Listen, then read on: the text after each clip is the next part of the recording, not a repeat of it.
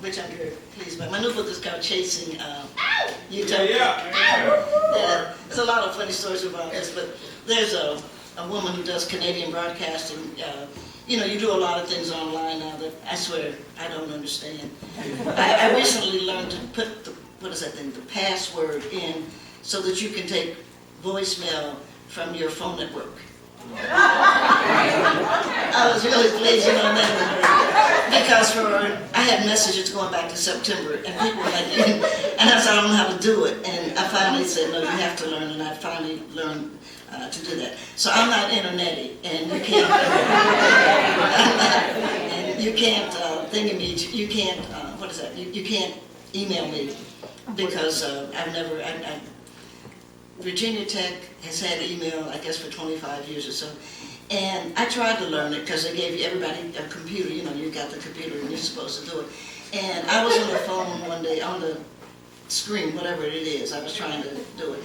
And I was talking to somebody like in Hong Kong or someplace, because everybody all over the world can email. And there were some kids sitting out in the hall waiting to come to me. And it was one of those revelatory moments.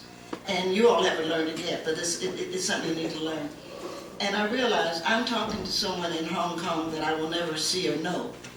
And people who are living and breathing are standing in the hall waiting to see me. And I said it was a young lady, and I said to her, and I don't remember her name, though you don't know it, you are the last person I will ever email.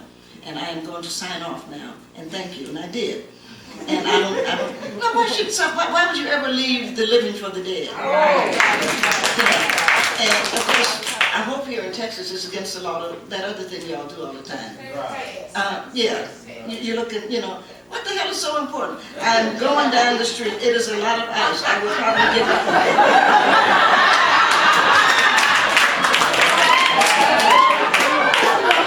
No, it's an incredible lonely.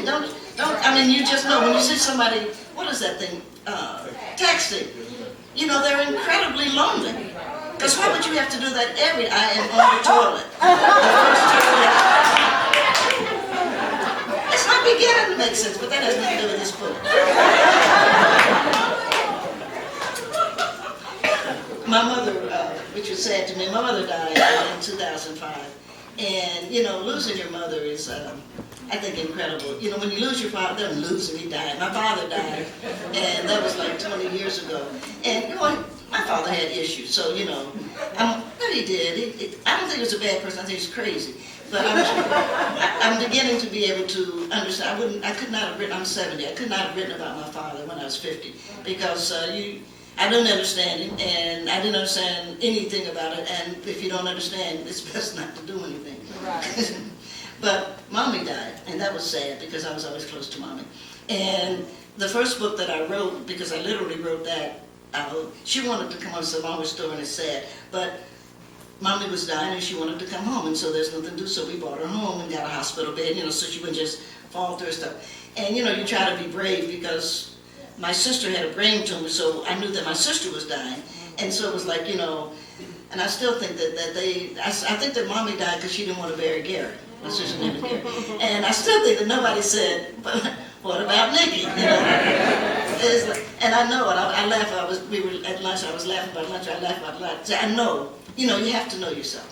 And you all don't really know, but I know that of all the things that happen, I'm not going to heaven. That's just not one of the things that's going to happen to people like me. No, I'm going to join my father. I know he went to hell. I'm going to be there. It works, But I am going to get a day pass. Because I know you can get a day pass to any damn thing. I am going to get a day pass.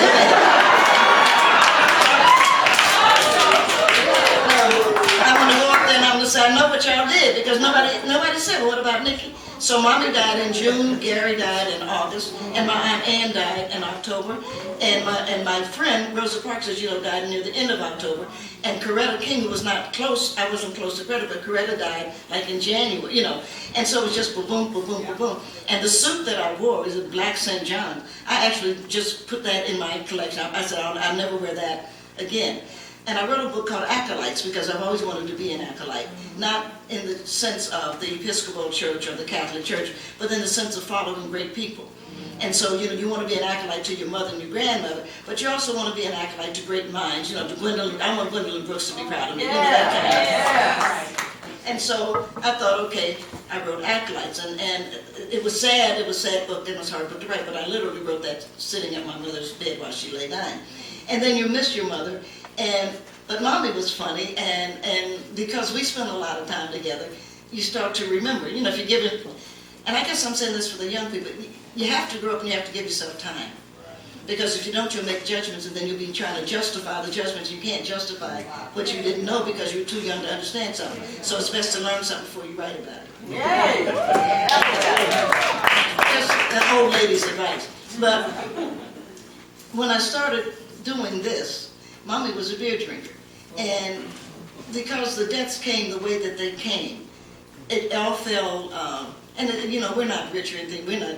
Well, I guess we're middle class because we're college educated, but that's about the only reason. That's the truth. But there was a lot to be done because Mommy died and then Gary, boom, boom, boom, boom, boom, boom. And so I needed to do the things that one has to do when one is the only survivor. I went from being the baby in the family to being an elder.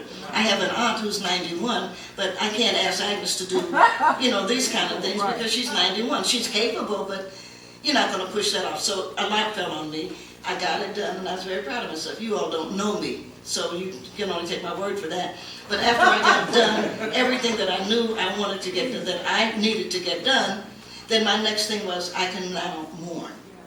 And it's because you didn't have time to do it, So mourning is something, it's like I didn't give up my right to mourn. And so like a lot of people, actually, I live on a mountain and I have a really nice deck. And so I would wake up in the morning and I would, like about 11 o'clock, and I'd get a glass of Chardonnay and I'd go sit on the deck. And about, 3 o'clock in the afternoon, I would switch to red. So it's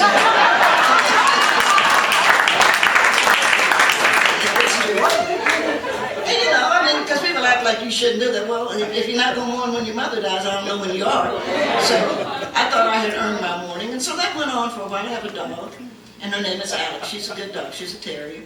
And Alex and I would go and sit on the deck, and finally, I don't know if there are any dog people, you know exactly what happened. So about the 10th, 11th day, something like that, I poured a glass of wine and started to the deck, and Alex gave me one of those. Again. And you're just not allowed to embarrass your dog. You just can't. And I realized, she was looking at me like, I'll go with you. But you could see that she was not pleased. And so I thought, you're right. And so I said to Alex, because every day that I knew my mother, of course I didn't know my mother till she was grown, but every day that I knew my mother, she drank a beer. And the reason that I knew she was dying when she was is that she didn't want one. That's like, can I get you, because she was in the hospital. I said, I'll bring you a beer. She said, I don't want a beer. And she used to smoke, she didn't want a cigarette. And so it was like, I said to Alex, so why don't we just drink a beer for the old girl, and, you're not going to move on, you're not going to forget you have a mother, I'm not going to live that long. But maybe it's time for me to, pull it up and go do something else. And so Alex agreed. I have to tell you. Well, your dog does talk. If there are any dog people in the room, you know exactly. So, I don't like beer. This is the problem. I really don't. I am a wine drinker. And so, I was going to drink a beer for Mommy because it's one of those things like if I went to the moon, which I would love to do, or Mars, which I've written about I would love to do, I would take a beer and I would drink a beer for Mommy. And when the first time I went to Prague, Budapest or something, you go and you drink a beer because you're just trying to, drink a beer to your mom, one of those kind of things. So I thought, okay, I'll drink a beer for Mommy, but I don't like beer, which I don't.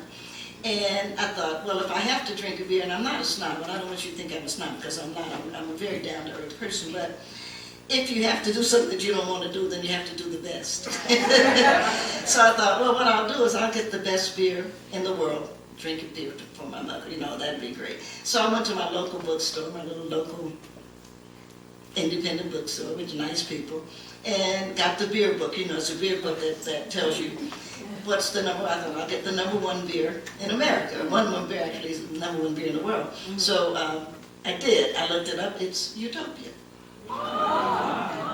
It It's a Sam Adams beer, right? And everybody thinks something if you don't know that. And so I called, it's a place called Vintage Cellar, and he's our wine and beer guy. And his name is Keith, and I called Keith, and I said, hey, it's Nikki, how you doing? You talk. And I said, you have a Utopia? And he said, no, I don't have a Utopia. I said, well, can you just order one and call me, I'll come over and pick it up. He said, Nikki, we don't get Utopia. And I said, what do you mean? You talk to people that somebody's not making sense. And it's like, what do you mean? I'm trying to buy Utopia, you sell beer. He said, no, they won't even send it to me. And I said, okay, it's fine. There's a place, if you're ever looking for wine particularly, or any liquor, it's a place in California. And it's called Bounty Hunter. Yes, right outside L.A. They have it. If it's liquid, they have it. So I called Bounty Hunter because I trade with them. They do the justice system, poetic justice, frontier justice, So, they do a lot of, if you just love somebody and want to do something really special. I mean, it's not for Mug and David, you know what I'm saying? And so that's the truth. So I called Bounty Hunter and said, hi, it's Giovanni, because they know me, we've done something. And they're like, we don't sell Utopia. And I said, well, why not? He said, it's a beer. We only sell wine and liqueur. He said, but there's a place in Canada that sells it. And I said, I'm not going to buy an American beer in Canada. And one of the things that you don't know about me, but you probably know if you know anything about my writing, I do tend sometimes to bitch. And so there's no other word for it. Because now I can't find the Utopia. The only place I can do is I can go online, which you know what I think about that. And so now I'm on a book tour. It's getting to be February, and so you're going around and around. And I'm going up the East Coast, and I'm bitching that I can't find this beer.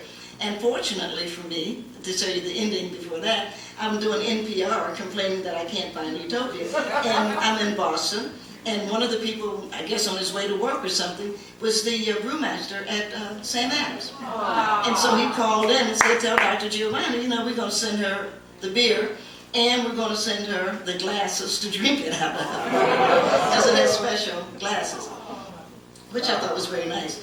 But in the meantime, I got invited to speak at the CIA. And it's February. I mean, it's February.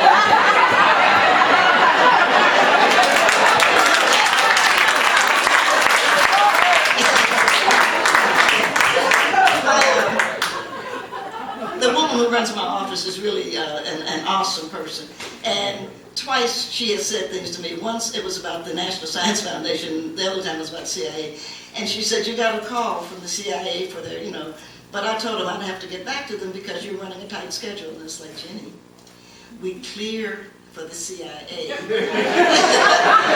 I mean, do you really think I would say no? Plus, as I mentioned in this piece, I wanted an illegal favor.